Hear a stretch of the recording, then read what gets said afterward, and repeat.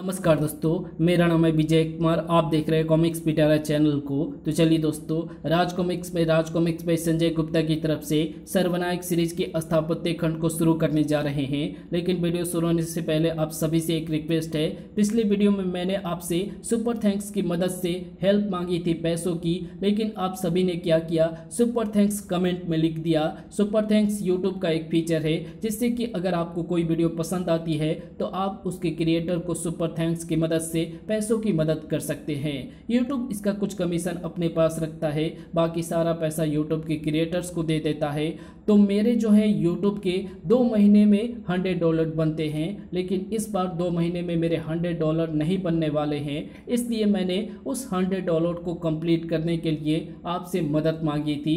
तो आप super thanks के जरिए मेरी मदद कर सकते हैं। तो चलिए बिना किसी देरी की इसकी शानदार कहानी को शुरू करते हैं। तो आप देख सकते हैं इसका कवर पृष्ठ जो कि कुछ इस तरह का है।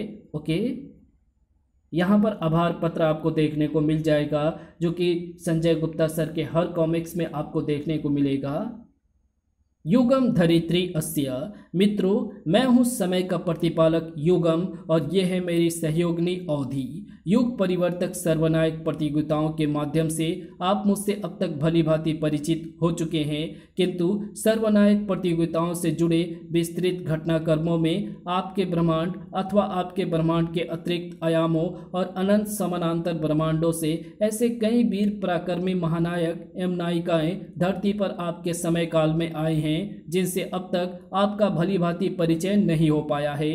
ये मेरा दायित्व है कि इन सभी वीरों से और इनकी उत्पत्ति से मैं आपको परिचित कराऊं। इस सर्वनायक आधार श्रृंखला के माध्यम से आप ऐसे सभी नए पुराने नायकों की उत्पत्ति से परिचित होंगे। सर्वप्रथम आपके समक्ष जो 3 महानायक आ रहे हैं वे तीनों ही अपने आप में अकेले न होकर विशाल सेनाओं के समान हैं। आइए उत्पत्ति परिचय लेते हैं सर्वशक्तिमान भीम का अडिग, अज्ञात अघोरी एवं संजू और उसके 10 डेडलिस्ट दल का। कौन हूं मैं? यह स्थान कौन सा है? मैं यहाँ कैसे आया? ये युग कौन सा है? ऐसा प्रतीत होता है कि जैसे ये प्रश्न अनंत काल से मेरे मस्तिष्क में घुमर रहे हैं, जैसे ये प्रश्न मेरे अस्तित्व का ही एक अभिन्न अंग हो। मेरा अस्तित्व जो मुझे 2 हिस्सों में बटा प्रतीत हो रहा है, जैसे मेरे शरीर में मैं अकेला वास नहीं कर रहा, कोई और भी है जो मेरे शरीर में बसता है, या फिर मैं किसी और के शरीर में रह रहा हूं। वर्ष 1990। कल रात अंडमान निकोबार द्वीप समूह के समीप गिरा रहस्यमय उल्कापिंड वैज्ञानिकों के कौतूहल का विषय बना हुआ है। जाने माने खगोल शास्त्री एवं पुरातत्ववेत्ता प्रोफेसर इफरीत बिकराल अपनी रिसर्च एवं सर्वे टीम के साथ घटनास्थल पर पहुंच चुके हैं। ऐसा अंदेशा जताया जा रहा है कि ये उल्कापिंड एक बड़ी क्रांतिकारी खोज का कारक बनने जा रहा है। Ring ring. Hi Anuj, professor Ifrit Bikral here. Professor, अभी मैं टीवी पर आपके ही बारे में न्यूज़ देख रहा था। आप तो उस उल्कापिंड को खोजने अंडमान गए हुए हैं ना? मैं इस समय निकोबार द्वीप समूह के एक बेहद छोटे से द्वीप दासवन से बोल रहा हूँ। वहाँ फ़ोन काम कर रहा है। आने वाले 10 सालों में ये सैटेलाइट फ़ोन विश्व में बहुत बड़ी संचार क्रांति लाएंगे। Point noted professor. Anyways, how is the expedition going? उल्कापिंड मिला क्या? इसलिए तो फ़ोन किया है। उल्कापिंड मिल गया, साथ ही उसको उसके सीने में दफन एक ऐसी कड़ी मिली है जो हमें हमारे बीते हुए कल से जोड़कर हमारे आने वाले कल की दिशा बदल सकती है।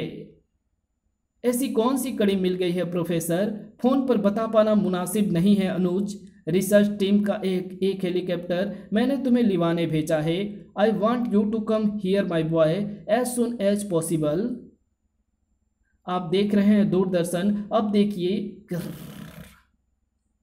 अविश्वसनीय, मुझे तो मेरी आंखों पर विश्वास ही नहीं हो रहा है प्रोफेसर कि ये एक उल्कापिंड असल में एक फॉसिल है, यानी कि जीवाश्म। सिर्फ इतना ही नहीं अनुज, मानव संरचना वाला ये 20 फुट्टा जीवाश्म युगों पहले के हमारे पौराणिक ग्रंथों में उल्लेखित दैत्य और दानों की एक खोई कड़ी भी साबित हो सकता है। मैं समझा नहीं प्रोफेसर। इस जीवाश्म की चट्टान पर जरा पास से नजर डालो अनुज। ये तो दांतक लिपि है। प्राचीन काल में दानों द्वारा प्रयोग की जाने वाली भाषा। मैं इसी लिपि पर तो शोध कर रहा हूँ। अब समझे तुम्हें यहाँ बुलाने का असली मकसद। एक बात समझ में नहीं आई प्रोफेसर, ये चट्टान तो अंतरिक्ष से आई है। इस पर मौजूद ये जीवाश्म और ये लिपि क्या इस बात के घोतक है कि जिन दानों का उल्लेख हमारे पुराणों में है वे अंतरिक्ष में मौजूद किसी और ग्रह से पृथ्वी पर आए थे, या फिर हजारों साल पहले ही किसी दूसरे ग्रह पर भेज दिए गए थे? तभी तो मानव सभ्यता से पहले पृथ्वी पर राज करने वाले सरीसृपों के जीवाश्म एवं अन्य उत्पत्ति के सबूत पृथ्वी पर पाए जाते हैं। परंतु मानव सभ्यता के साथ ही आए दानों की उत्पत्ति या सभ्यता के सिर्फ पुरानी कथाओं में ही उल्लेख मिलते हैं। कभी इनके जीवाश्म या कोई और प्रमाणिक साक्ष्य नहीं पाए गए। वैसे ये सिर्फ मेरी थ्योरी मात्र है। मैं सही हूँ या गलत, इसका पता शायद इस लिपि को डिकोड करके लगाया जा सके। चट्टान पर यह लिपि इस प्रकार उकेरी गई है जैसे इसने स्वयं ही फोसेलाइट होते होते इस चट्टान पर कुरेद कर लिखा हो। इस लिपि को डिकोड करो अनुज। यदि पौराणिक सभ्यता के हमारे इतिहास के इस रहस्य को हम दुनिया के सामने लाने में सफल हुए तो हमारा नाम भी इतिहास में हमेशा के लिए अमर हो जाएगा। मैं पूरी कोशिश करूंगा प्रोफेसर। इन कंप्यूटर मशीन्स ने स्क्रिप्चर डिकोडिंग के जटिल कार्य को काफ़ी हद तक आसान कर दिया है। इस दानव ने मरते वक्त अपनी जीवन गाथा चट्टान पर उकेरी है। ये पृथ्वी से ही आया है, आज से हजारों वर्ष पूर्व, द्वापर युग के अंत और कलयुग के आरंभ से। त्राही त्राही ये कलयुग का आरंभ है, यानी दानव के युग का प्रारंभ। अब पृथ्वी पर राज करेंगे सिर्फ बाहु दानव। मानो हमारे दास बनकर रहेंगे, जो कि हमारी क्षुद्धा अग्नि शांत करेंगे, चाहे वो उदर की हो या वासना की। रूप यौवन के तो बाहु दानव हमेशा से ही रसिया रहे हैं भ्राताश्री। इस नौ यौवना के रूप अमृत ने भूख और प्यास दोनों भड़का दी है। तो फिर विलंब कैसा भ्राता, आगे बढ़ो और आत्म तृप्ति कर लो। सावधान दानव, मैं कोई साधारण मानव कन्या नहीं, स्वर्ग अप्सरा सोनाक्षी हूँ। यदि मुझ पर को दृष्टि डाली तो इंद्र के वज्र का ग्रास बनोगे तुम सब। इंद्र और उसके वज्र को भी देख लेंगे, पहले तुझे तो देख लें जी भर के। रक्षा करो, कोई रक्षा करो। हम दानों से भला कौन रक्षा करेगा तेरी? किसमें इतना साहस है कि दानों के मुख से ग्रास छीन सके? क्या स्वर्ग में वास करने वाले देवता दानों से भयभीत हो गए हैं? क्या ब्रह्मा विष्णु महेश की त्रिशक्ति भी मूक दर्शक बनी एक स्त्री का अपमान होते देखती रहेगी? क्या समस्त ब्रह्मांड में एक भी वीर पुरुष शेष नहीं है जो नारी सम्मान की रक्षा कर सके? धप! क्या यह सृष्टि वीरों से पूर्णतः खाली हो गई है? धड़! वाहु दानव कुमार अडिग, तेरा इतना साहस कि तू बाहु दानों के कार्य में हस्तक्षेप करे। कड़ा दंड देंगे तुझे इस घृष्टता का। दंड तो तुम सबको मिलेगा बाहु दानव भ्राताओं। मानव की बस्तियां, उनके नगर, उनके घर उजाड़े तुमने, उनको अपने पैरों तले रौंदा, उनका सामूहिक नरसंहार किया, उन्हें अपना ग्रास बनाकर उनका भक्षण किया। और तुम्हारा सबसे जघन्य अपराध यह है कि तुमने एक नारी को अपमानित करने की कुचेष्टा की। इसका दंड अडिग तुम्हें अवश्य देगा। नीच दानों का ये दुस्साहस कि वे अप्सरा सोनाक्षी को अपमानित करने की चेष्टा करें। हम उनका सर्वस्व मिटा देंगे। भगवान कृष्ण के रूप में पृथ्वी पालक श्री हरि विष्णु भगवान का जीवन काल पृथ्वी पर समाप्त हो चुका है। उनके महापरिनिर्वाण के साथ ही कलयुग का आरंभ हो गया है, दानव राजकली के युग का आरंभ। और पृथ्वी पर किसी भी रक्षक शक्ति के ना होने की वजह से दानों का उपद्रव बढ़ता जा रहा है देवराज। दानों की उदंडता कदापि सहन नहीं की जाएगी मुनिवर। पृथ्वी पर अब एक भी दानव शेष नहीं रहेगा। ये ना भूले देवराज की जब हम रक्षा की गुहार लगा रहे थे तब देवादिदेव देवगण सनकादिक वीरों में से कोई भी हमारी पुकार सुनकर ना आया। दानों से रक्षा करने के लिए एक दानव ही आया। देवी सोनाक्षी सत्य कह रही है देवराज। समस्त दानव जाति को एक समान दोषी मानना उचित ना होगा। दानव जाति दो कुटुंबों में विभाजित है, बाहु दानव और वाहु दानव। वाहु दानव शांति प्रिय और मानव के साथ सामंजस्य बनाकर रहते हैं, जबकि बाहु दानव तामसिक प्रवृत्ति के हैं। बाहु दानव से देवी सोनाक्षी की रक्षा वाहु दानव कुमार अडिग ने ही की थी। वैसे देवी सोनाक्षी की पुकार पर आप उनकी रक्षा हेतु क्यों नहीं पहुंचे देवराज? हाँ, हम आ ही रहे थे मुनिवर, कुछ आवश्यक कार्य के कारण विलंब हो गया। नारायण नारायण। नारी के मान की रक्षा से अधिक महत्वपूर्ण कौन सा कार्य था, बताने की कृपा करें देवराज। हाँ, हम तुम्हें ये नहीं बता सकते सोनाक्षी, परंतु हम तुम्हें आश्वस्त करते हैं कि तुम्हारे अपराधी दानों को दंड अवश्य मिलेगा। परंतु कैसे देवराज? कलयुग में दानों का समूल नाश असंभव है। आप ही कोई युक्ति बताएं मुनिवर।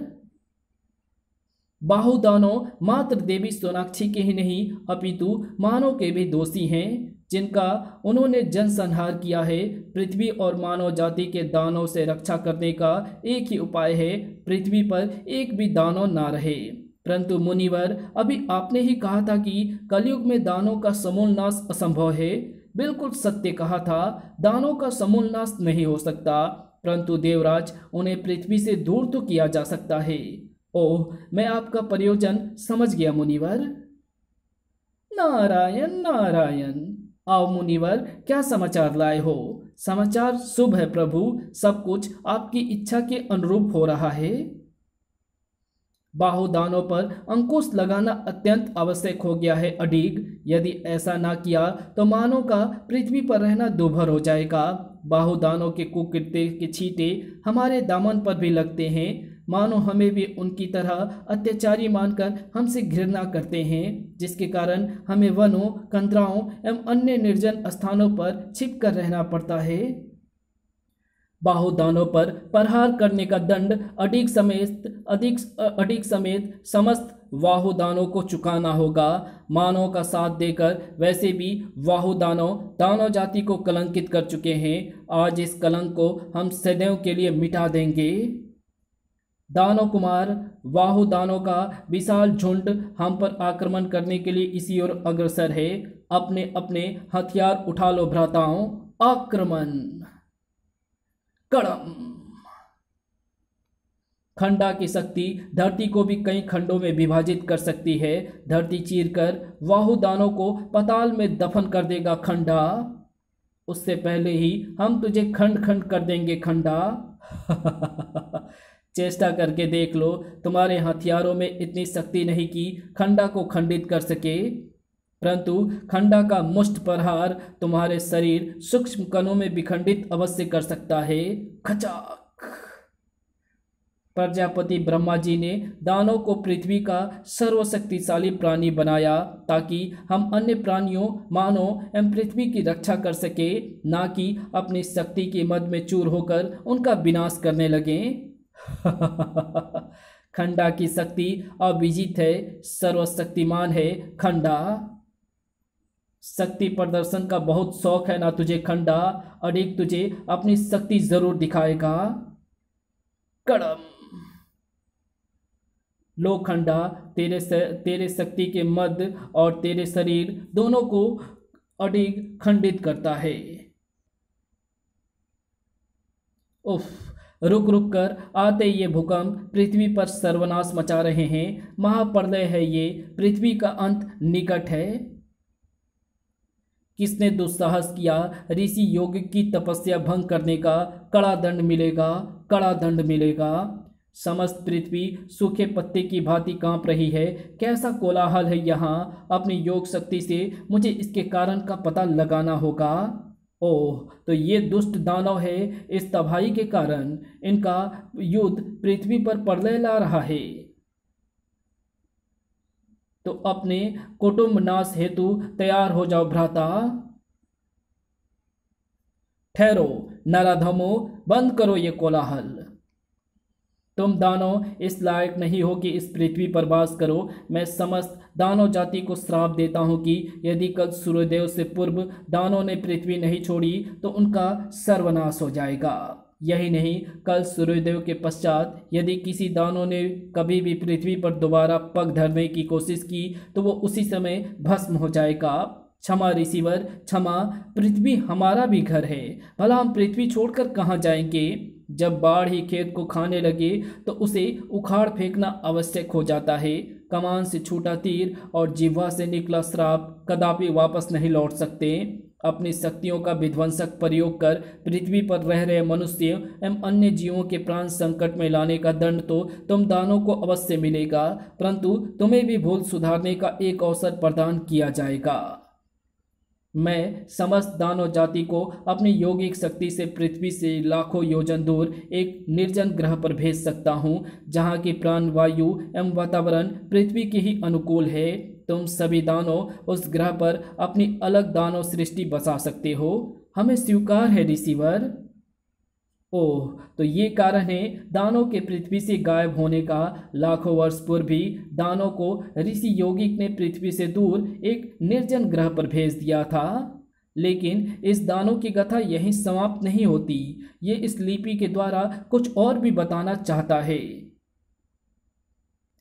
अग्निपुंज समांत ज्वलंत एक उल्कापिंड ऊर्जा कवच से जा टकराया और उसने ऊर्जा कवच को विपरीत दिशा में मोड़ दिया, एक निर्जन ग्रह पृथक की ओर।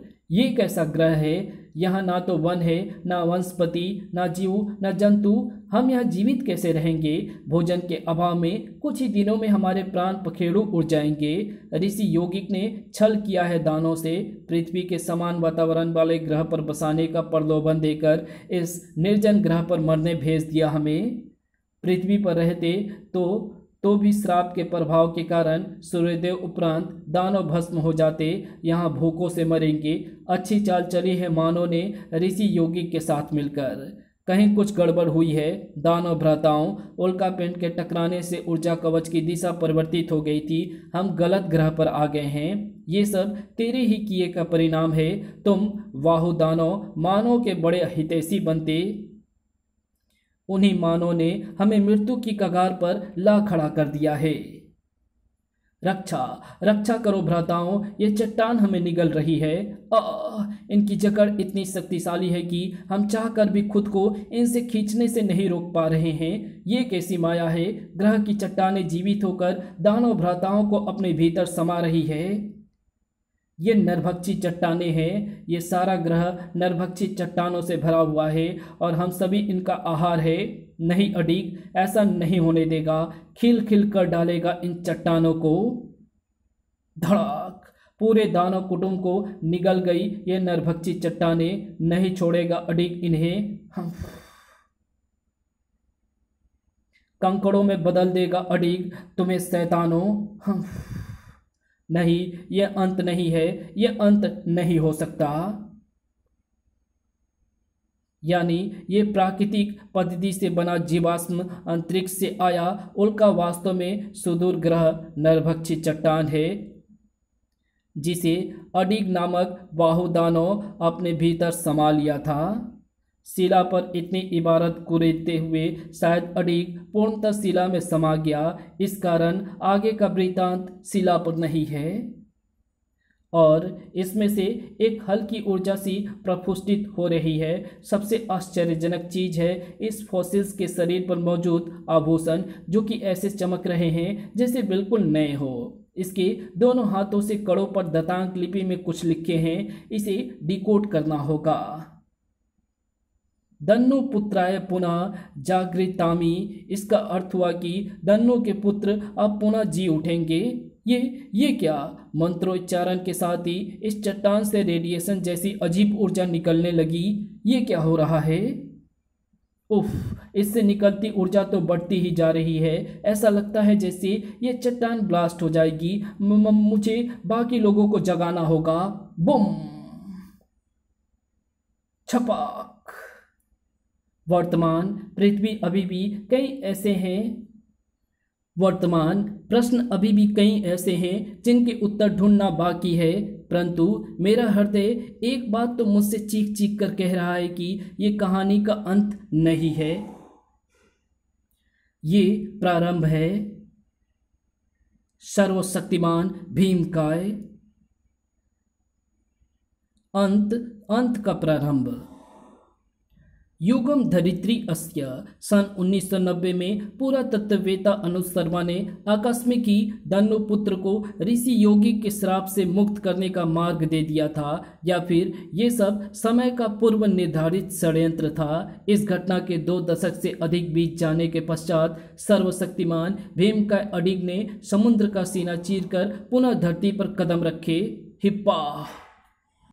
अंततः हजारों वर्षों की प्रतीक्षा के पश्चात मैं पुनः अपनी धरती माता की शरण में आने में सफल हुआ, परंतु शीघ्र ही अडिग को एहसास हो गया कि उसे ये पुनर्जीवन समय ने विशिष्ट उद्देश्य के लिए प्रदान किया है। अडिग के धनु भ्राता पाषाण राक्षसों के रूप में धरती पर आगमन कर रहे थे।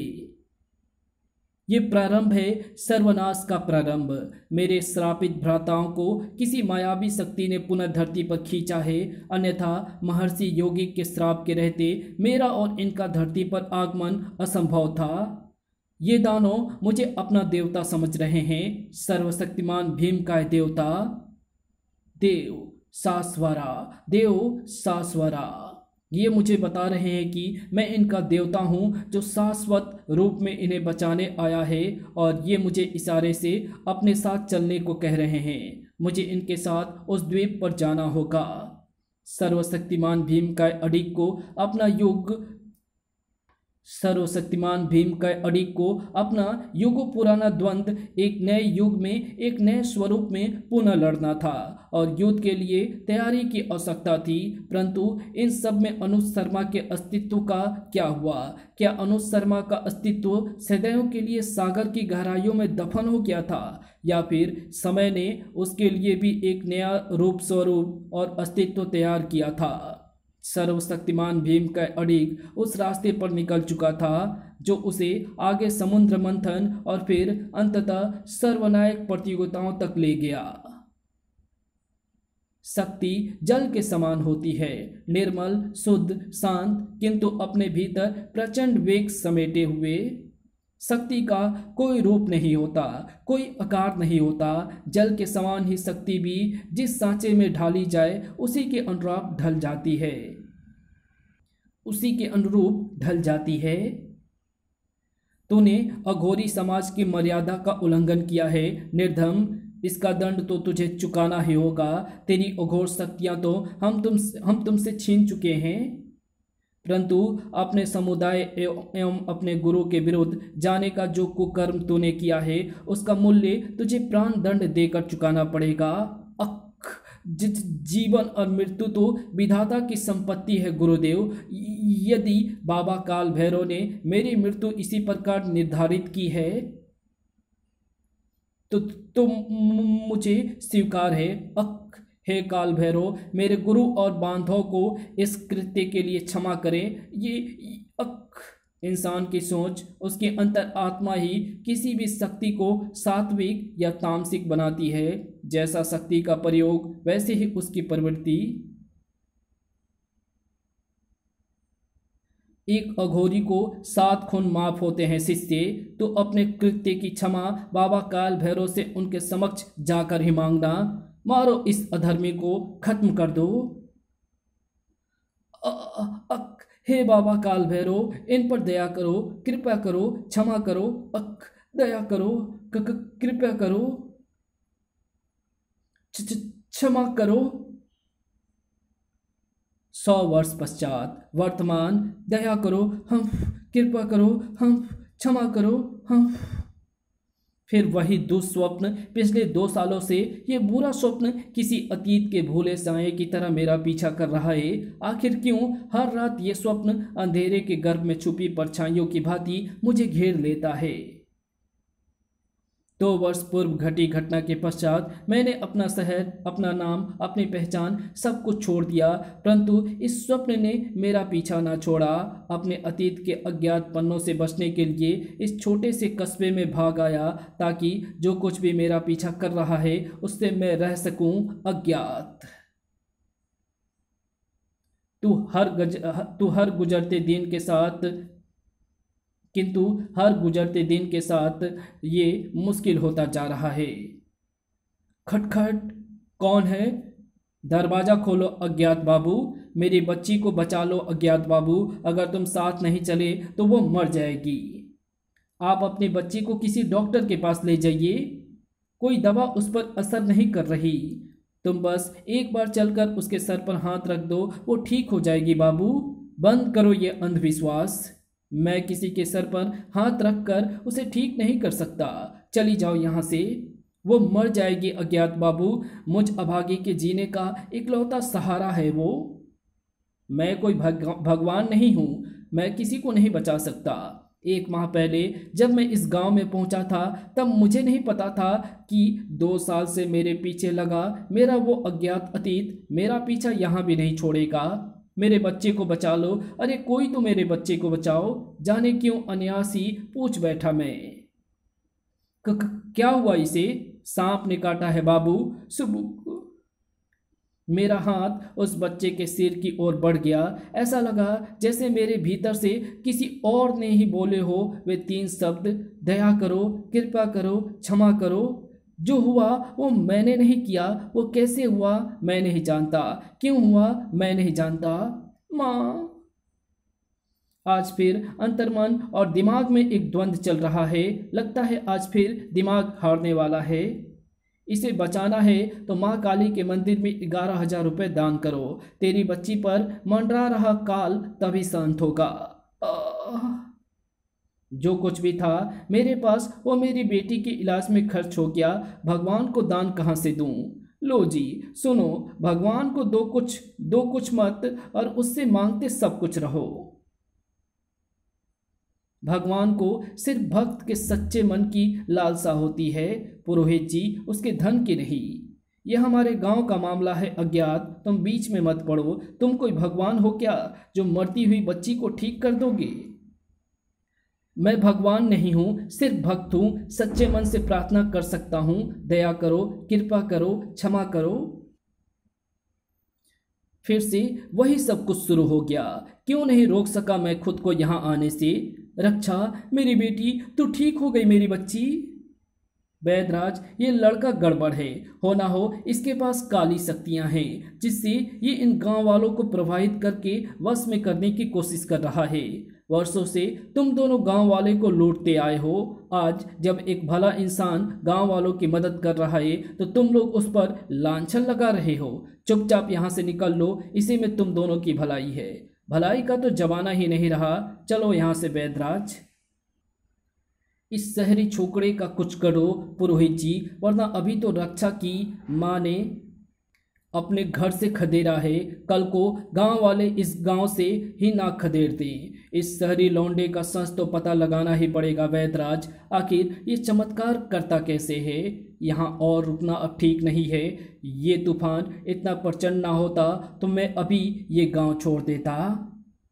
तेरे भागते कदमों की रफ्तार मेरी नसों में दौड़ते उन्माद से अधिक नहीं है लड़की। भाग, कितना भागेगी? तुझे अपने शिकार के रूप में चुन चुका हूं मैं, और अघोर का शिकार दुनिया के किसी भी कोने में चला जाए औधड़ से नहीं बच सकता। महाकाल औधड़ पर प्रसन्न है, भोजन का प्रबंध तो हो गया। अब तुझे जिस कार्य के लिए पकड़ा है वो कर दिया जाए। असीमित अघोर शक्तियों के लिए मुझे देवी शमशान तारा को प्रसन्न करना है, जिसके लिए मुझे 11 कुंवारी कन्याओं की बलि देनी होगी। तू 8वीं है। नहीं, अब तेरे बाद सिर्फ 3 और। बचाओ। जय शमशान तारा। अब तेरा नहीं, मुझे यहाँ से दूर अब और नहीं, मुझे यहाँ से दूर जाना ही होगा, किसी ऐसी जगह जहाँ कोई इंसान ना हो। आप कहीं जा रहे हैं? तुम यहाँ क्या कर रही हो रक्षा? कल रात आप अचानक ही चले गए। मुझे आपको कुछ देना है। अपना दायां हाथ आगे बढ़ाओ अज्ञात भैया। क्यों? अरे हाथ तो आगे बढ़ाओ, तब तो बताऊंगी। ये क्या है? रक्षाबंधन का धागा। आपने मेरी जान बचाई ना अज्ञात भैया, इसलिए रुक जाओ रक्षा, ऐसा मत करो। अब तो मैं आपको राखी बांध चुकी हूँ। अब आपको हमेशा मेरी रक्षा करने का वचन देना होगा। रिश्ता मेरे अब तक के जीवन का पहला रिश्ता, अजीब एहसास है, सुखद किंतु भययुक्त भी। हाँ हाँ, मैं वचन देता हूँ। ओहो, ऐसे नहीं, मेरे सिर पर हाथ रखकर कहो। ठीक है, मैं वचन देता हूँ कि ओह, ये क्या दिखने लगा मुझे? अरे क्या हुआ अज्ञात भैया, आप ठीक तो हो? कुछ नहीं, मैं ठीक हूँ। अरे आपको तो तेज बुखार है, आप बैठो, मैं माँ से आपके लिए काढ़ा बनवा कर लाती हूँ। हर घटना का कोई मकसद अवश्य होता है।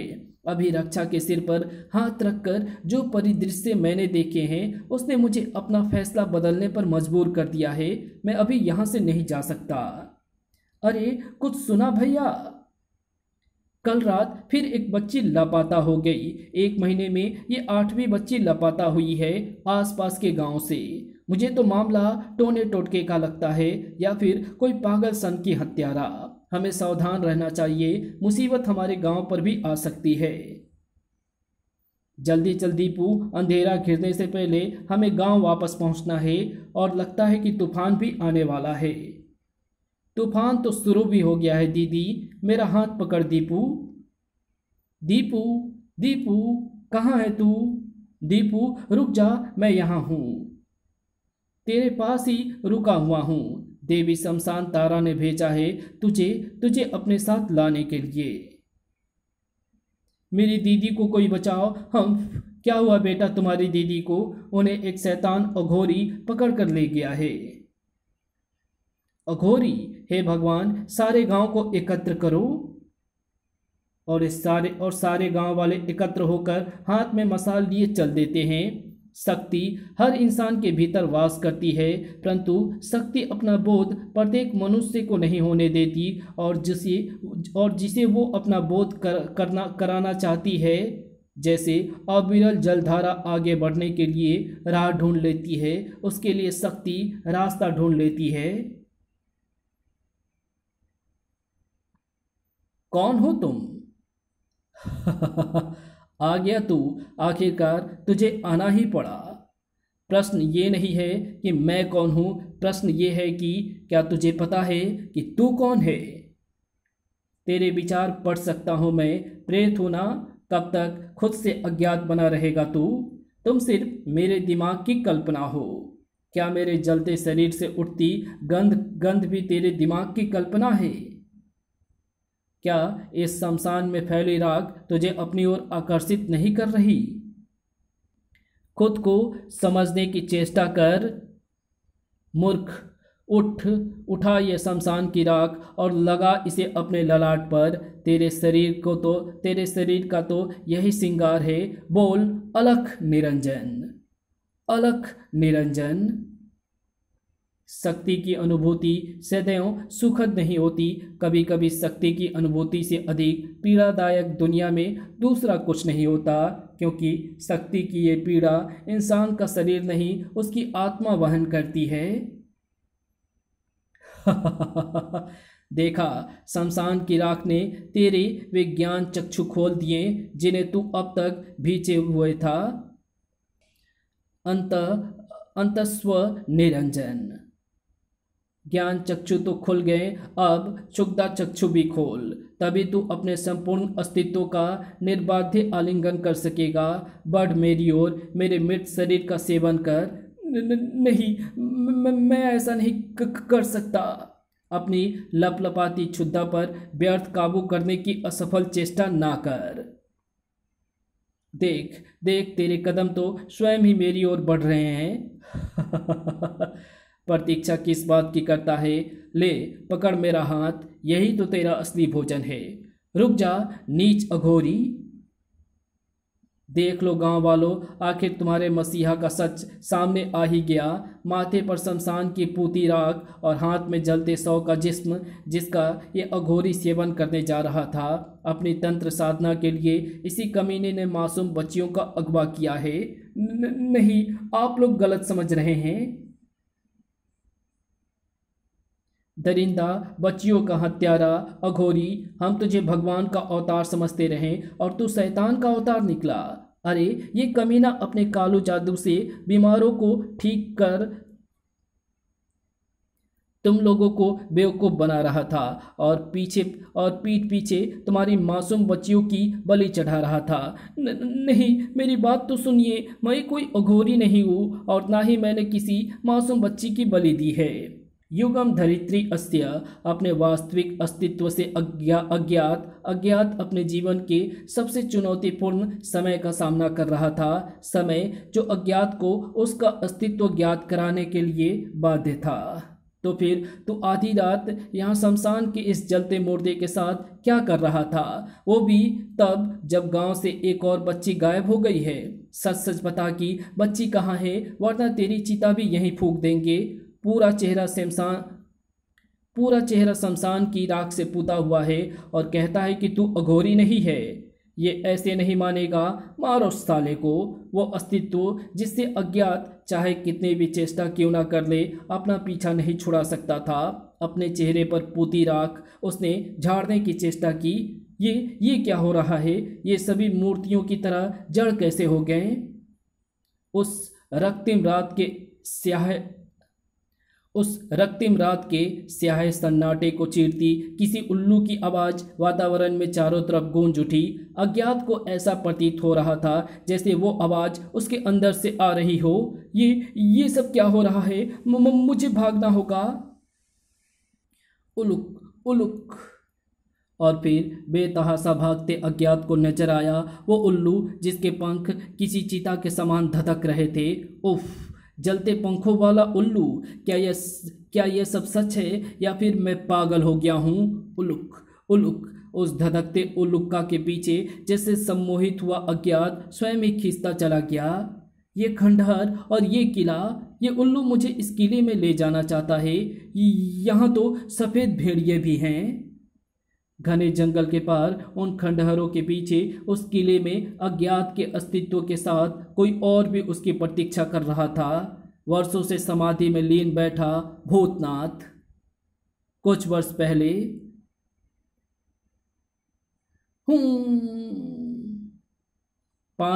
पिछले 5 सालों से मैं जी जान से कोशिश कर रहा हूँ पर अभी तक मेरा प्रयोग सफल नहीं हुआ। लेकिन अब मैं सफलता से मात्र एक स्विच दूर हूँ। I love my sense of humour. घबराओ मत प्यारे बंदर, बस थोड़ा सा दर्द होगा।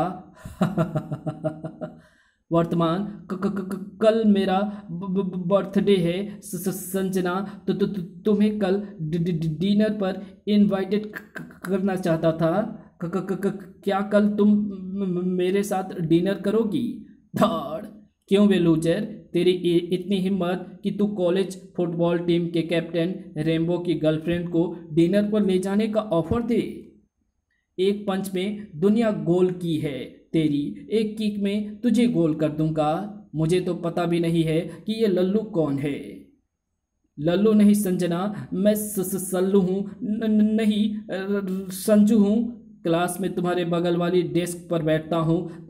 3 साल से हर क्लास में फर्स्ट भी आता हूँ। संजना, तुम लोग जाओ, हम जरा इस बर्थडे बॉय का हैप्पी बर्थडे मना कर आते हैं। ध्यान रहे इसे चोट ना पहुँचे। चिंता मत करो बेबी, लड़के इसे थोड़ा मजा लेकर छोड़ देंगे। Right boys? Right boss.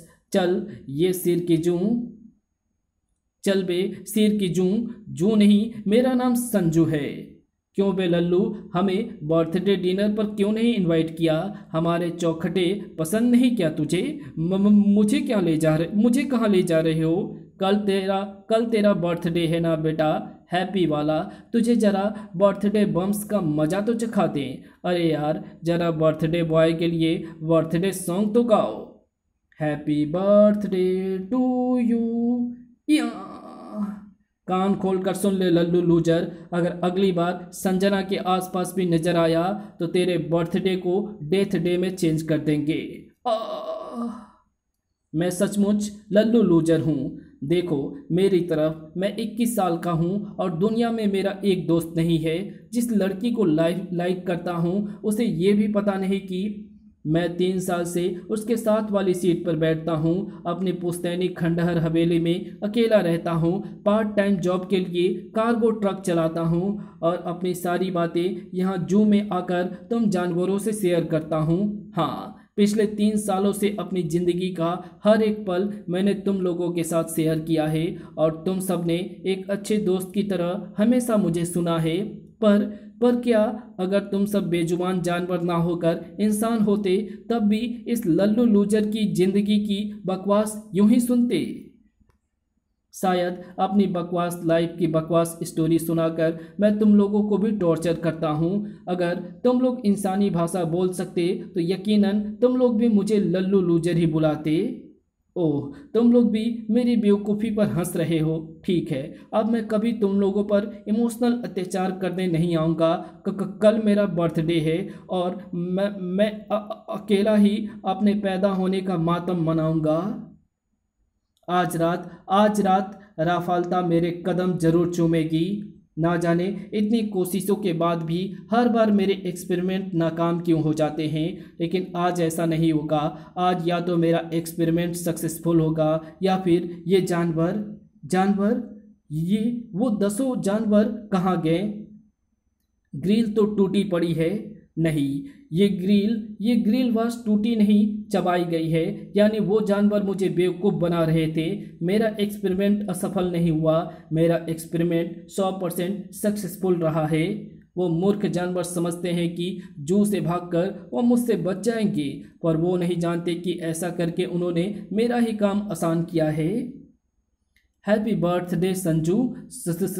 Sanjana, मुझे तो यकीन भी नहीं हो रहा है कि तुम मेरा बर्थडे सेलिब्रेट करने के लिए केक लेकर आई हो। सिर्फ केक ही नहीं, तुम्हारे लिए एक सरप्राइज बर्थडे गिफ्ट भी है, पर उसके लिए तुम्हें आंखें बंद करनी होगी।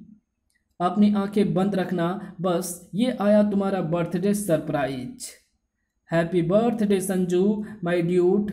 मैं अभी भी सपना देख रहा हूँ। संजना बंदर बन गई है। बोलने वाला बंदर। मेरे बेड पर बोलने वाला बंदर। मेरी पप्पी भी ली। नो नो, ये सपना है। मुझे बाथरूम में जाकर ठंडे पानी से मुंह धोना होगा। अबे सुन तो ले, दरवाजा नॉक किए बिना भीतर मत जाइयो। हे ईश्वर, दरवाजा नॉक करके नहीं आ सकते क्या? बोलता हुआ पोट्टी करने वाला हाथी। अरे, ये तो बेहोश हो गया। ये मोटा तो एयर पोल्यूशन फैला रहा है। उससे हम सब भी जल्दी बेहोश हो जाएंगे। कुछ समय पश्चात लगता है होश में आ रहा है। Happy birthday Sanju. क्या मैं अभी भी सपना देख रहा हूँ? नहीं संजू, हम सब वाकई तुम्हें बर्थडे विश करने आए हैं और आज से हम सब यहीं रहेंगे तुम्हारे साथ हमेशा। तुम सब तो मेरे जू वाले फ्रेंड्स हो, तुम सब यहाँ कैसे पहुँचे? ओह, और तुम लोग इंसानी भाषा। हम आम जानवर नहीं हैं। हम इंसानी भाषा बोल भी सकते हैं और समझ भी सकते हैं। हमसे बातें करते हुए तुम अक्सर अपने इस मकान के बारे में बताया करते थे। बस हम लोग जू छोड़कर भागे और सीधा यहाँ तुम्हारे पास पहुँच गए। वाट, तुम लोग जू से भागकर यहाँ आए हो? नहीं, परमिशन लेकर तुझे हैप्पी बर्थडे विश करने आए हैं। अबे भाग कर नहीं आएंगे तो और कैसे आएंगे? लेकिन तुम लोग जू से भागे क्यों? डॉक्टर डेडली से बचने के लिए। ये डॉक्टर डेडली कौन है? वही शैतान जिसने हमें आम जानवरों से 10 डेड लिस्ट बना दिया है। देखो संजू, प्रकृति ने हर जानवर को एक अलग और अद्वितीय शक्ति प्रदान की है, जिसका लगभग 2% भाग ही वो जानवर प्रयोग में लाता है, शिकार या आत्मरक्षा के लिए। यदि हर जानवर अपनी आंतरिक शक्ति को पूर्णतः प्रयोग करने लगा तो वो इतना विध्वंसकारी बन सकता है कि पूरी पृथ्वी को तबाह कर सके। इसके ठीक विपरीत मनुष्य को बाकी प्रजातियों की तुलना में शारीरिक एवं अति विशिष्ट शक्तियाँ प्रकृति ने बेहद सीमित मात्रा में प्रदान करी। परंतु प्रकृति ने मनुष्य को एक ऐसी शक्ति दी जो उसे संपूर्ण प्राणी जगत का सर्वाधिक शक्तिशाली प्राणी बनाती है, उसका विकसित दिमाग। हाँ संजू, ये इंसान का दिमाग ही है जो इसे बाकी सभी जातियों प्राणियों से ज़्यादा विकसित, समृद्ध एवं शक्तिशाली प्राणी बनाता है। इंसान के जैसा विकसित मस्तिष्क किसी भी प्राणी का नहीं है। पर सोचो क्या हो कि अगर जानवरों का दिमाग भी मनुष्य जितना ही विकसित हो जाए। अगर ऐसा हुआ तो जानवर पृथ्वी पर मौजूद सबसे विध्वंसकारी शक्ति बन जाएंगे। बिल्कुल ठीक। और जो इस विध्वंसकारी शक्ति को संचालित करेगा वो इसकी मदद से पूरी पृथ्वी पर राज कर सकता है। डॉक्टर डिडली ने इसी उद्देश्य से हमें विकसित किया है। हम दसों के पास हर वो ज्ञान है जिसे मानव सभ्यता ने आज तक अर्जित किया है। हमारी मारक शक्तियों को डॉक्टर डेडली ने एक खास सीरम की सहायता से अति विकसित कर दिया है। यानी डॉक्टर डेडली तुम दसों की शक्तियों से दुनिया पर राज करना चाहता है। एग्जैक्टली अगर आज हम लोग जू से नहीं भागते तो वो अपने इरादों में भी कामयाब भी हो जाता। पर तुमने भागने के बजाय डॉक्टर डेडली को मारा क्यों नहीं? इसके दो कारण हैं। पहला ये कि जब डॉक्टर डेडली हमारे दिमाग विकसित कर रहा था तब ज्ञान के साथ साथ सही एवं गलत में फर्क करने की क्षमता भी हमारे भीतर विकसित हो गई, जिस कारण से हमने ये निर्णय लिया कि हम शक्तियों का प्रयोग बुराई के लिए नहीं, अच्छाई के लिए करेंगे। हम अपनी मारक शक्तियों का प्रयोग अपराधियों को काबू करने में करेंगे, परंतु किसी की जान नहीं लेंगे। डॉक्टर डेडली की जान नहीं लेते पर अपनी शक्तियों से उसे काबू में तो कर सकते थे। तुम्हारे इस सवाल का जवाब ही हमारे भागने का दूसरा एवं मुख्य कारण है। हर जानवर में एक खास गुण विद्यमान होता है कि वो अपने पालक पर कभी हमला नहीं करता। जानवर चाहे भी तो ये सहज प्रवृत्ति उसे अपने पालक पर आक्रमण नहीं करने देती। डॉक्टर डेडली के सामने जाते ही हम उसका आदेश मानने के लिए विवश हो जाएंगे। रात को वो हम सब पर अपना आखिरी प्रयोग करने वाला था, जिसके परिणाम स्वरूप या तो उसे हमारे विकसित शक्तियों का पता चल जाता और हम उसका आदेश मानने को बाध्य हो जाते, या फिर वो हम दसों को जान से मार डालता। जब डॉक्टर डेडली मुझे तारपीड़ो, बाजुका, हॉक्स आई, क्रसर और हायाबूसा को पकड़कर अपनी लेबोरेटरी में ले जाने आ रहा था, उसी समय हम 6 उसकी लेबोरेटरी पहुंचे। वहां से हमने थर्ड आई, सोनिक, लेडी गागा और हरक्यूलिस को आज़ाद कराया और यहाँ भाग आया। परंतु अब तो डॉक्टर डेडली को पता चल जाएगा कि तुम लोगों पर उसके एक्सपेरिमेंट सफल हो गए हैं। जो अथॉरिटीज़ भी तुम्हारी तलाश में सारा शहर छान मारेगी। देर सवेर तुम लोग पकड़े जाओगे। डॉक्टर डेडली हमारी विशेष शक्तियों के बारे में किसी को कुछ भी नहीं बताएगा, क्योंकि बताने में उसका ही नुकसान है और ये हवेली हमारे छिपने के लिए उपयुक्त जगह है। आज तो हमारे यार का जन्मदिन है और हम अपने इकलौते इंसानी यार को उसके जन्मदिन और अपनी दोस्ती का खास तोहफा ज़रूर देंगे। खास तोहफा यानी संजना के साथ एक स्पेशल बर्थडे डेट। संजना के साथ? ओए हाँ यार, 80 सब जानते हैंगे तो संजना नाम की कुड़ी नू वड्डा लाइक कर दी।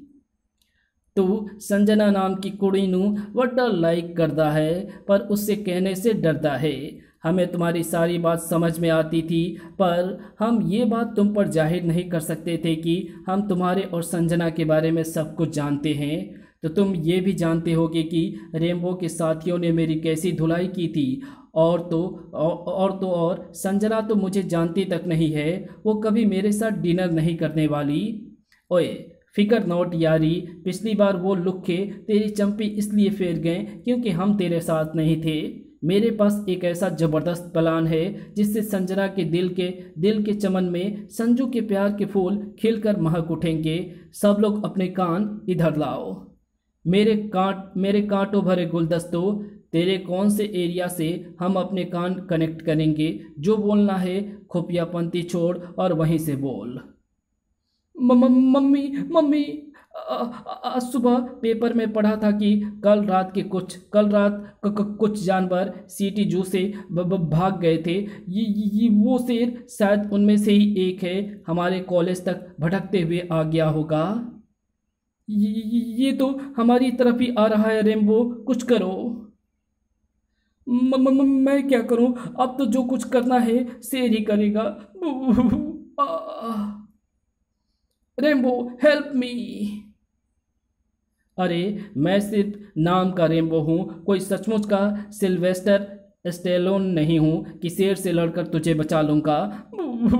भाग पप्पू पाओ। रुक जा दोस्त, मेरे रहते तू संजना को छू भी नहीं सकता। धाड़। लोग मुझे प्यार से संजू शेर मार खां बुलाते हैं, क्योंकि मैंने आज तक बहुत से खूंखार जंगली शेरों का शिकार किया है, वो भी अपने खाली हाथों से। तुझे भी मैं खाली हाथों से मार मार कर शेर से बिल्ली बना दूंगा। अब दोबारा लौट कर मत आना यहाँ। हुस वाओ, आज मेरे शेरों के शाहरुख खान क्या अवार्ड विनिंग परफॉर्मेंस दी है तूने, वाह। फटाफट संजू के इस कार्गो ट्रक में घुस जा, इससे पहले कि हमें यहाँ कोई देखे। तो यहाँ है तो ट्रक कौन ड्राइव करेगा? मेरा पैर एक्सीलेटर तक नहीं पहुँच रहा था। ट्रक मेरा शागिर्द चलाएगा। यार हरक्यूलिस, बाकी सब तो ठीक है, बस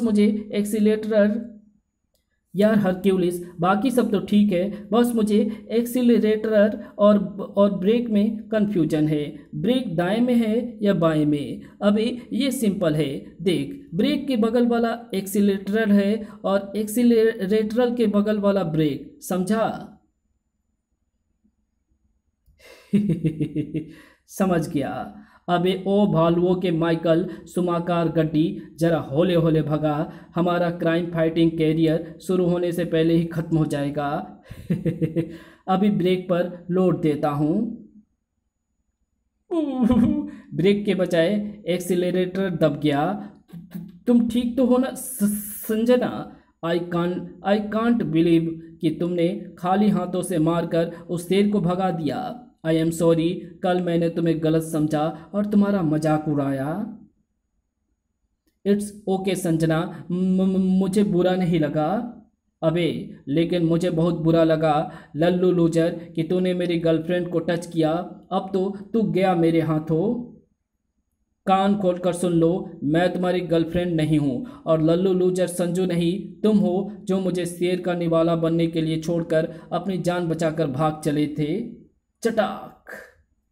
अगली बार तुम या तुम्हारा कोई चमचा मेरे या संजू के आसपास मंडराता दिख गया तो इतनी सैंडल मारूंगी कि सिर गंजा और मुंह लाल हो जाएगा। अभी यहाँ से भागने में ही भलाई है गुरु। ठीक है संजना, मैं चलता हूँ। रुको संजू, एक बात तो तुमसे कहनी रह गई। Happy birthday. क्या तुम्हारा डिनर इनविटेशन अभी भी ओपन है? यस, आखिर अपने यार की बात बन ही गई। मुझे बाकियों को बताना होगा। डिनर के लिए कहाँ चलना प्रेफर करोगी? ग्रांड हयात होटल, वो मेरा पसंदीदा होटल है। साथियों, होटल ग्रैंड हयात की इस इमारत के ठीक सामने सिटी म्यूजियम की इमारत है, जहां लालगढ़ रियासत के पीले बादशाह का 420 साल पुराना हरा हीरा 4 दिन के लिए रखा गया है। इंटरनेशनल चोर बाजार में इस हीरे की कीमत 100 करोड़ आंकी गई है। प्रदर्शनी का कल आखिरी दिन है, लेकिन हम वो हीरा आज ही चुराएंगे। अब से आधे घंटे बाद म्यूजियम बंद हो जाएगा और हमारा काम शुरू।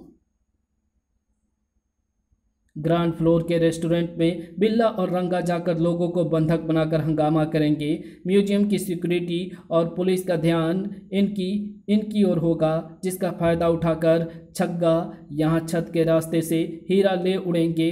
फिर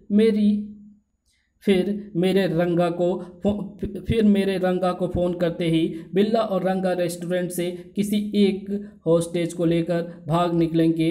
प्लान स्प्राइट की तरह क्लियर है। यस पंगा बॉस, ये लोग तो उसी होटल में वारदात करने की प्लानिंग कर रहे हैं जहां संजू संजना के साथ आने वाला है। मुझे बाकी साथियों को आगाह करना होगा। अबे मोटे, गाड़ी रोक। खुर्र, इस रॉकेट के ड्राइवर की पप्पी लूंगा मैं। हाय, चांद पर पहुंच गए क्या हम? इस बार ब्रेक मिल गया। हाय, मेरी चोंच। थर्ड आई सारा माजरा बाकी साथियों को बताता चला गया। कुछ समय बाद, अबे अबे, कोई इस ड्राइवर का लाइसेंस कैंसिल कराओ यारो। Control room, civil lines area में एक ट्रक सिग्नल तोड़कर रिंग रोड की ओर जा रहा है। तुम खाने का ऑर्डर दो, मैं जरा वॉशरूम से आता हूँ। लेडी ये जगह तो बहुत एक्सपेंसिव है और मेरी जेब बिल्कुल खाली है। डफर, लड़की को डेट पर लाया है, वो भी खाली जेब। अरे मुझे क्या पता था कि तुम लोगों का प्लान चल निकलेगा। कोई बात नहीं, क्रेडिट कार्ड से पेमेंट कर देना। मेरे अकाउंट में क्रेडिट नहीं है तो क्रेडिट कार्ड कहाँ से आएगा? फिर तो एक ही रास्ता है, डिनर के बाद संजना को रवाना करो और खुद ही होटल के किचन में बर्तन धोने पहुंच जाओ। थैंक्स। ये सुनकर दिल को कितना सुकून मिल रहा है।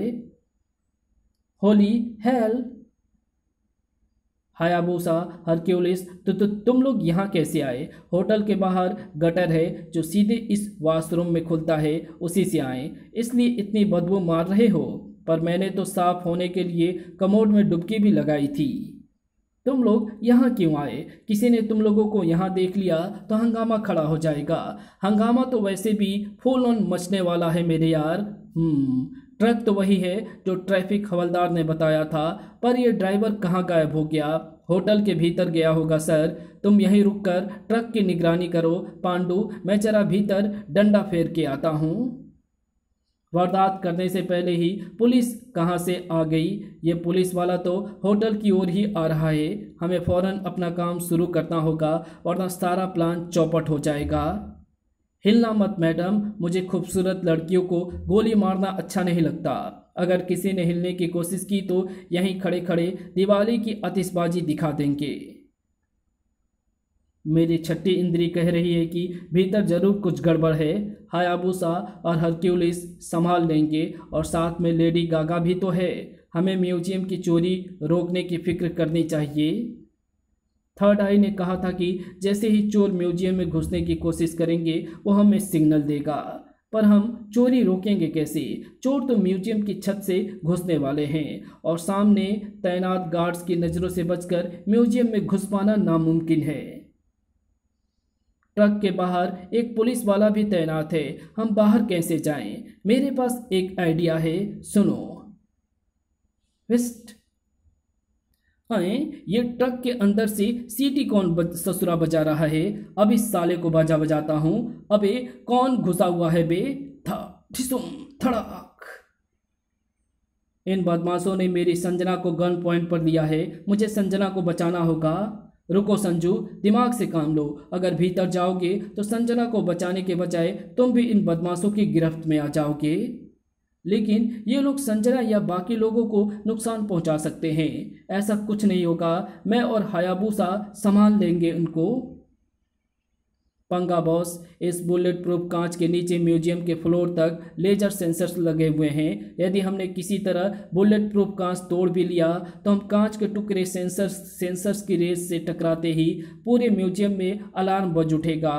और अगर कहीं हम लेजर सेंसर्स की रेस से टकरा गए तो हमारे शरीरों को काट देगी वे। काम शुरू करने से पहले ही रोकर पनौती मत लगाया कर। हमें खुद इस रास्ते से भीतर नहीं जाना।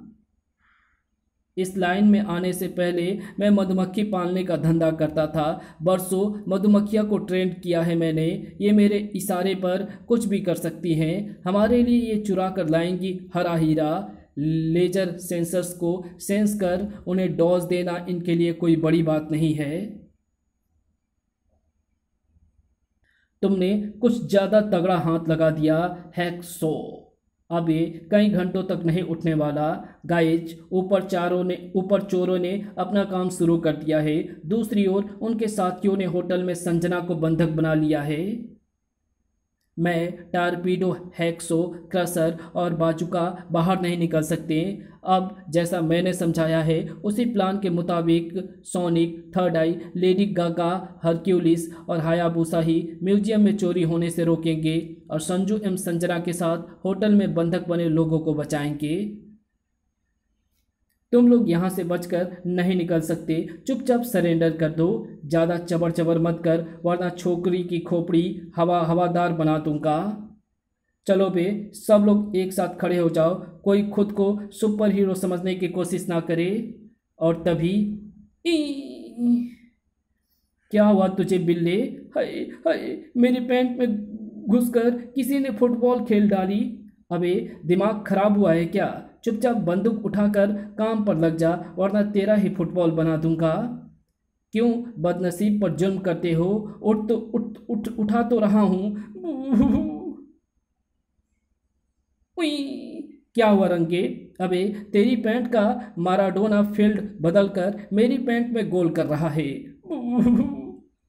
उधर देखो, वो छोकरा पीछे लॉबी में छुपा हुआ है, पकड़ के ला उसे भी बिल्ला। मैं यहाँ इन लोगों को कवर करता हूँ। ये क्या किया है बूसा के बच्चे? अब ये मुस्टंडा हमें नहीं छोड़ेगा। मुस्टंडे के लॉबी में घुसते ही तुम भागना शुरू कर देना संजू, बाकी मैं संभाल लूंगा। भागने मत देना साले को, पकड़ कर ला उसे बिल्ला। रुक जा कमबख्त, धीरे धीरे भाग, मुझसे अभी दौड़ा नहीं जा रहा है। आगे का रास्ता बंद है, अब कहाँ भागेगा? तभी दौड़ धड़ ढिसुम धड़ाक। शाबाश बिल्ला, बहुत धुलाई हो गई लौंडे की, अब पकड़ के ले आ उसे यहाँ। बिल्ला, इस सिंगल पसली छोकरे ने तुझे कैसे पीट दिया? मुझे तो पता भी नहीं चला रंगा। एक पल में वो मेरे सामने खड़ा था, अगले ही पल क्या बिजली कौन थी ना कुछ दिखाई दिया ना समझ आया। बिजली की फुर्ती से धुन दिया जालिम ने। बस बहुत हो गई कॉमेडी कॉमेडी, ये लौंडा खुद को पीटर पार्कर समझता है क्या? अब देखता हूँ कि इसकी बिजली की फुर्ती इस लड़की को मेरी गोली का निशाना बनने से कैसे बचाती है। बैंग नहीं, गोली कहाँ गई? ऐसा लगा जैसे अचानक कोई जाला आकर गोली को खींच ले गया। ये कैसे हुआ? मैंने किया। मैं बिजली की गति से नायलो स्टील से भी ज़्यादा मजबूत जाल फेंक सकती हूँ। गोली तुम्हारी जेब में है। हम सामने नहीं आ सकते संजू, अब हमें तेरी ही आड़ लेकर इनसे निपटना होगा। वैसे तो तेरा ड्रेसिंग सेंस बिल्कुल बकवास है, लेकिन अच्छा ही है कि तू अपने साइज से बड़े कपड़े पहनता है जिसमें मैं आराम से घुस सकता हूँ और किसी को पता भी नहीं चलेगा कि मैं तेरे कपड़ों में हूँ। अब हमारे हाथ पैर और शरीर एक साथ चलेंगे। एक्शन मैं करूँगा और देखने वाले को लगेगा कि तू फाइट कर रहा है। अभी अभी ये तो सचमुच सुपर हीरो की तरह कुलाचे भर रिया है बे। इस मुस्टैंडे को पीटूंगा मैं और सब सोचेंगे कि तू पीट रहा है। सुपर हीरो है, पक्का सुपर हीरो है, इतनी तेज सुपर हीरो ही मारते हैं। अभी चिल्लाना तो भूल ही गया। तड़ाक, धड़ धड़। आजा भाई, मुझे पता था कि तू आएगा, इसलिए साइड की जगह खाली रखी थी। हाय, मैं तो अब खुद से ना उठने वाला, अब तो एम्बुलेंस ही आकर उठाएगी मुझे। वाह संजू, तुमने तो कमाल कर दिया। क्या एक्शन किया है तुमने? पर ये तुम्हारी पीठ फूल क्यों गई है? वो इस बदमाश ने तुम पर गोली चलाई थी ना, गुस्से में मेरे मसल्स फूल गए हैं। वेल डन माय बॉय, पर तुमने इस बदमाश की चलाई गोली को कैसे रोका? जी, वो गोली को मैंने नहीं रोका। शायद इस बदमाश का निशाना खराब था, गोली संजना को लगने के बजाय उसके बगल से निकल गई होगी। एनीवेज, तुमने एक बड़ी आपराधिक घटना को घटित होने से रोककर बहुत बहादुरी का काम किया है, लेकिन सर इससे भी बड़ी एक वारदात होने वाली है।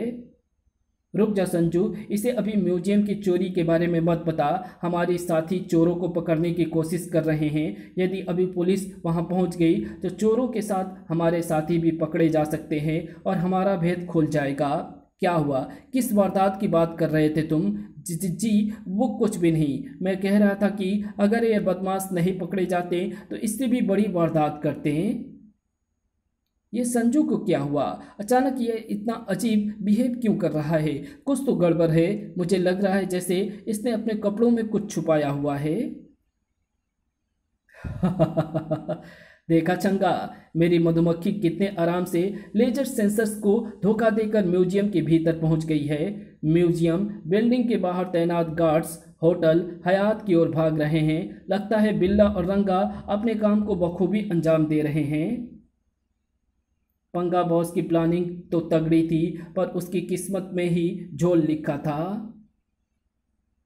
बेडागर खो गई। गड़बड़। कमबख्तों ने हीरे के इर्द गिर्द अदृश्य करंट का जाल बिछा रखा है। मधुमक्खियों के उससे टकराते ही अलार्म बज उठा। तो अब गार्ड्स के साथ साथ पुलिस भी आती होगी। मैं तो कहता हूँ निकल लो पंगा बॉस।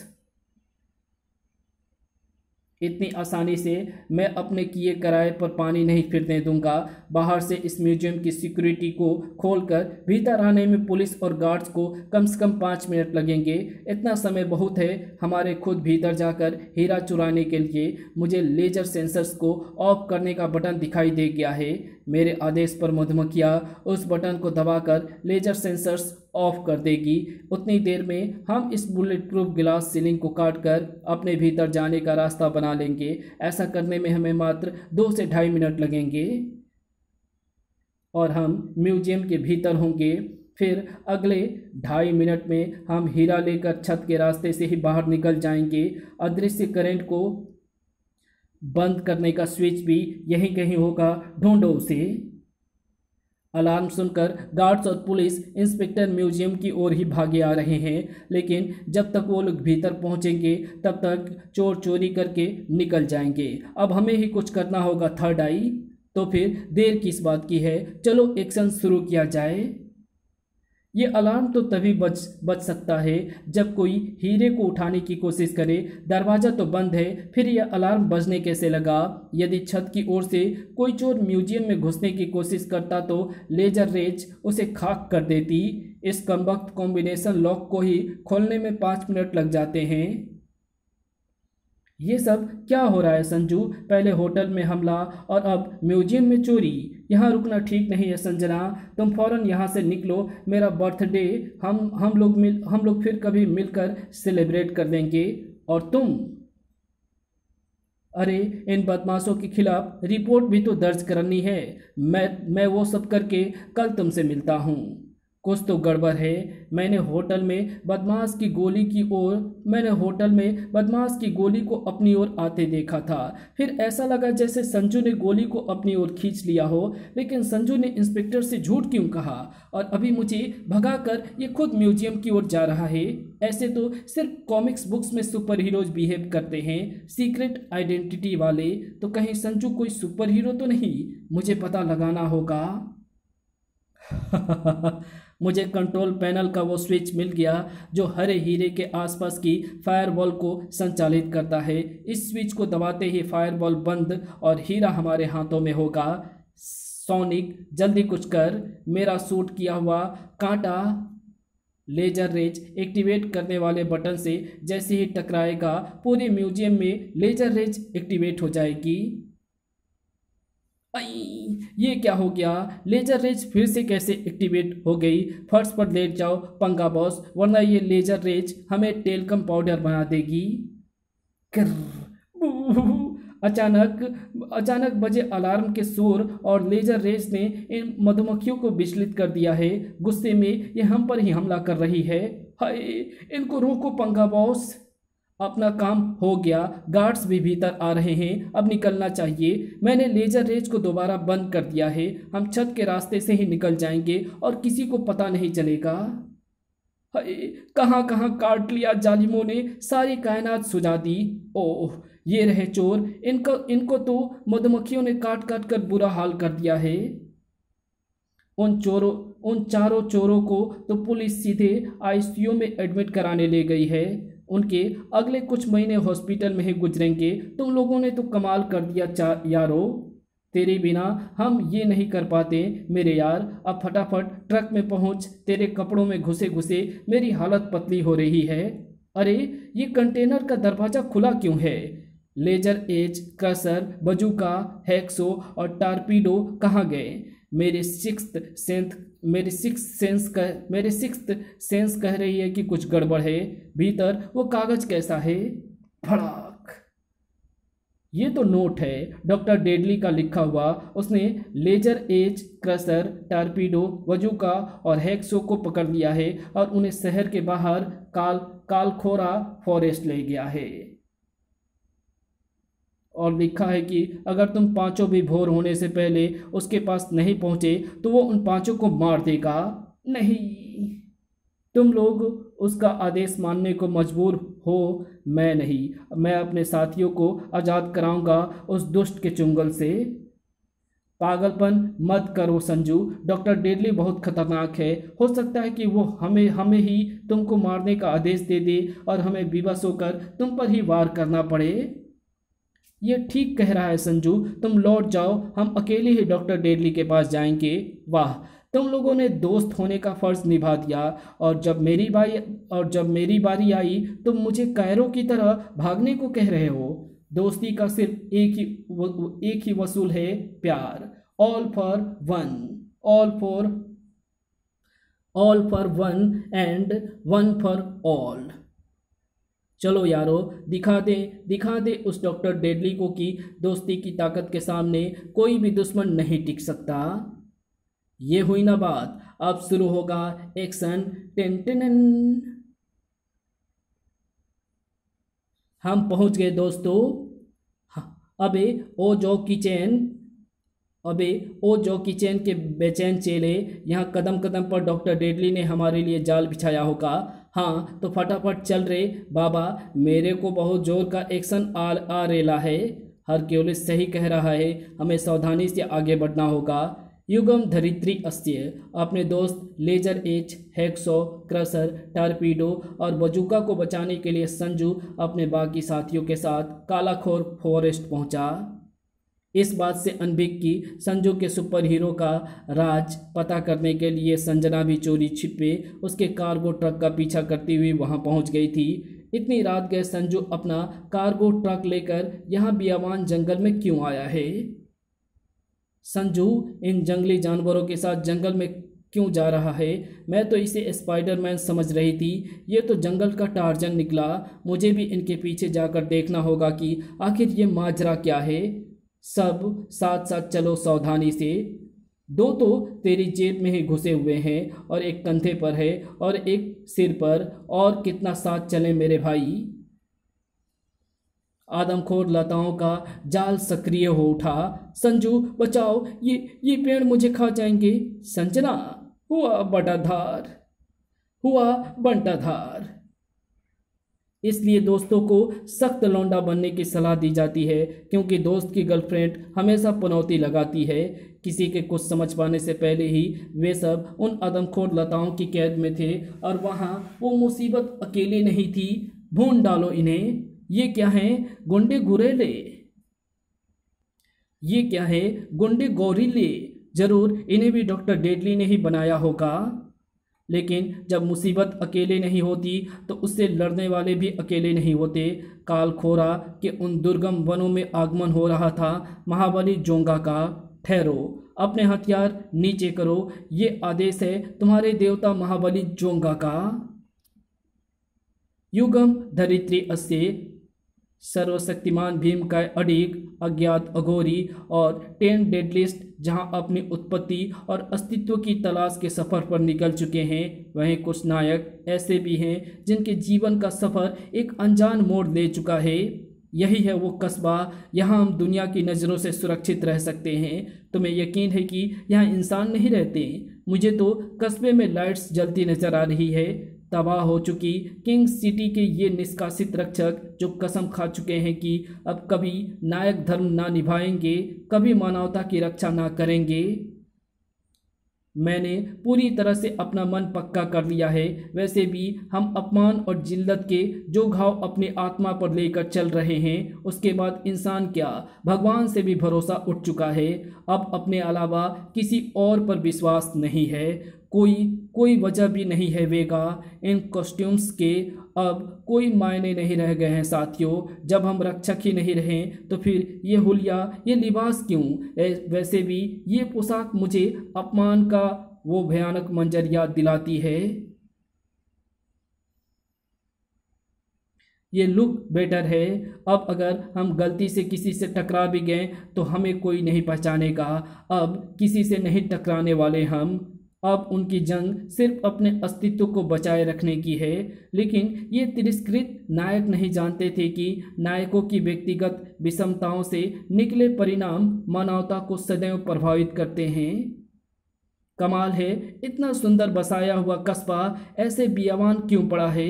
घरों, मकानों और दुकानों की लाइट्स जल रही है। सभी खिड़की और दरवाजे भी खुले हुए हैं, जैसे पूरे शहर से लोग एकाएक गायब हो गए हों। हाँ, कोई भूत प्रेत का चक्कर है। मैंने यहाँ से कुछ दूरी पर बसे एक दूसरे कस्बे में पूछताछ की थी। अंधविश्वासी लोगों का मानना है कि यहाँ इस कस्बे पर प्रेत बाधा है जो यहाँ के हर बासिंदे को जीवित लील गई। इसलिए दूर दराज के कस्बों से भी कोई इस तरफ गलती से भी रुख नहीं करता। भले भूत प्रेत की बातें अंधविश्वास और मनगढ़ंत हो, लेकिन इस कस्बे में कुछ तो ऐसा हुआ है कि पूरी आबादी रहस्यमयी रूप से गायब हो गई है। वेगा ठीक कह रहा है लीजा। अरे जो भी हुआ है उससे हमारा क्या लेना देना। मत भूलो कि हम किसी के रक्षक नहीं हैं। अपने अंदर उठती ये सुपर हीरो वाली आवाज़ तेज होने से पहले ही दबा लो लीजा। वेगा ठीक कह रहा है लीजा। इस कस्बे और यहाँ के लोगों के साथ क्या हुआ इससे हमारा कोई लेना देना नहीं। हमें सिर छिपाने के लिए जगह चाहिए, सो मिल रही है। बात खत्म। कुछ समय यहीं डेरा डालते हैं। फिर मैं रास्ता भूल गई हूँ। वेगा, तुमने तो कहा था कि यहाँ इंसान क्या परिंदा भी नहीं है। मुझे मेरा घर नहीं मिल रहा है। मुझे मम्मी पापा के पास जाना है। तुम दोनों ने भी तो देखा था कि पूरा कस्बा खाली पड़ा हुआ था। ये पता नहीं कहाँ से आई है। कितनी प्यारी और मासूम है ये बच्ची। मुझे लगता है इस कस्बे के लोग जब भागे तो ये बेचारी पीछे अकेली छूट गई है। क्या आप मुझे मेरे मम्मी पापा के पास पहुंचा दोगे? बिल्कुल बेटा। आपका नाम क्या है? मुझे मेरा नाम भी नहीं पता है। मुझे तो कुछ गड़बड़ लग रही है। मुझे भी। लेकिन तुम्हारी गर्लफ्रेंड हमारी सुने तब ना। आपके मम्मी पापा कहाँ रहते हैं बेटा? हमें बताइए, हम आपको उनके पास ले चलेंगे। नहीं लीजा, उससे दूर रहो। मेरे मम्मी पापा तो जहन्नुम में रहते हैं। मुझे भी वहीं पकड़ कर ले जा रहे थे, लेकिन मैं भाग आई। मेरे पास आओ, मैं तुम लोगों को भी अपने मम्मी पापा के पास जहन्नुम भेज दूंगी। हे भगवान, क्या भला है ये। कम ऑन गाइस, हमें फौरन यहाँ से निकलना चाहिए। मेरा भी यही ख्याल है। अब समझ आ रहा है कि ये कस्बा खाली क्यों है। यहाँ सच में प्रेत बाधा है। बेकार की बात मत करो वेगा, भूत प्रेत जैसा कुछ नहीं होता। ये बात सामने खड़ी नन्ही मुन्नी को सुनाओ। तुम लोग कहाँ जा रहे हो? सब मुझे छोड़कर चले जाते हैं। मैं तुम लोगों को नहीं जाने दूंगी। तुम लोगों को तो मेरे मम्मी पापा के पास जहन्नुम जाना है ना। High decibel sonic blast control air vortex. शायद लीजा सही है, ये भूत नहीं कुछ और है। कुछ और क्या? एलियन, साइबोर्ग, रोबोट, कुछ भी हो सकती है। ट्रांसमिट पावर भी है इसके पास। बिल्कुल परफेक्ट भूतिया सेटअप किया है। बिल्कुल परफेक्ट भूतिया सेटअप किया है। नो वंडर कि भोले भाले कस्बे वाले इस पूरे शो को पैरानॉर्मल एक्टिविटी समझकर भाग खड़े हुए और इस टाउन को प्रेत बाधा से ग्रस्त घोषित कर दिया। जो भी है, इतना तय है कि इसे ऑपरेट करने वाला लगातार हमारे हर एक्शन पर नज़र रखे हुए है। ये हमारा कोई पुराना दुश्मन भी हो सकता है या फिर कोई अनजान नया खतरा। एक्शन के लिए तैयार रहो गाइज। अब जो हम करने जा रहे हैं उसे आत्मरक्षा माना जाएगा। और साथ ही हमें ये भी ध्यान रखना होगा कि जब तक ज़रूरी ना हो हम अपने सुपर पावर्स का इस्तेमाल ना करें और अपने सुपर हीरो रूप में किसी हाल में ना आए। ओह बच्चों, लीजा, अरे मेरे सरीसृप संकेतों को इसका आभास क्यों नहीं हुआ? इसका स्पर्श बहुत अजीब सा है। ये कोई सॉलिड 3D प्रोजेक्शन नहीं, ना ही ये धातु निर्मित है। इससे हाई इंटेंसिटी शॉक वेव्स निकल रहे हैं, लेकिन यदि मेरी घ्राण शक्ति सही है तो इसका स्रोत मानसिक ऊर्जा है। इसके एयर वॉर्टेक्स का इलाज तो मैं अभी किए देता हूँ, रुक जाओ वेगा। शायद इसे संचालित करने वाला भी यही चाहता है कि हम अपने असली शक्तियों का प्रयोग करें। अभेद का कहना सही है। इसकी मानसिक ऊर्जा के कंपन जितने उच्च स्तर के हैं वे पल भर में दिमाग की सभी नसें फोड़ सकते थे। इस पूरे तमाशे के पीछे जो कोई भी वो या तो हमें डराकर भगाना चाहता है या फिर हमारी शक्तियों को तोड़ना चाहता है। तुम्हारी शक्तियाँ मुझे भी दिखाओ ना। रुक जा शैतान, मैं दिखाता हूँ तुझे मेरी शक्तियाँ। ओह, फिर गायब हो गई। शक्ति दिखाओ, दिखाओ ना, शक्ति दिखाओ, दिखाओ। ओह उफ। चलो चक्री चक्री खेलो मेरे साथ।